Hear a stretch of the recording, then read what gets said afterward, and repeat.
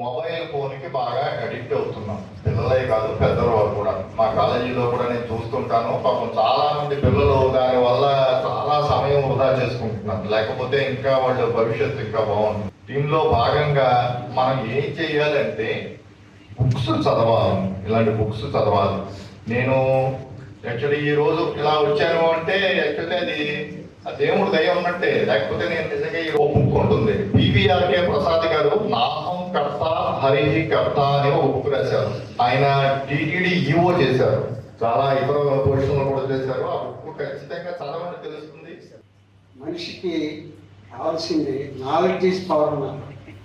ఏ రంగంలో ఎంత నాలెడ్జ్ ఉన్నా అన్ని రంగాల్లో నాలెడ్జ్ ఉంటే వాళ్ళ నాలెడ్జ్కి పవర్. పవర్ అంటే ఏంటంటే ఏదో అధికారం అని కాదు. నువ్వు సమాజంలో ఒక వ్యక్తిగా, సమాజాన్ని నిర్దేశించేటువంటి ఒక వ్యక్తిగా, సమాజానికి మార్గదర్శకంగా ఉండడానికి అవకాశం ఉండేటువంటి విషయం. సాయి గారి ఆలోచన కానీ యువతని పిలిచారు సభకి. మీకు ఆశీస్సులు.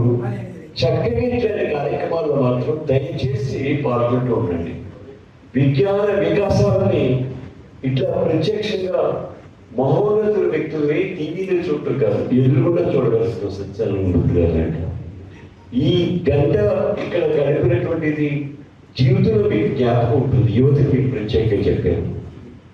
మిమ్మల్ని పిలవాలి ఇట్లాంటి దాంట్లో ఈ పక్షాలను తీసుకున్నటువంటి నిర్ణయానికి మన అంశయ్య గారు కూడా పాత్రదారేమో.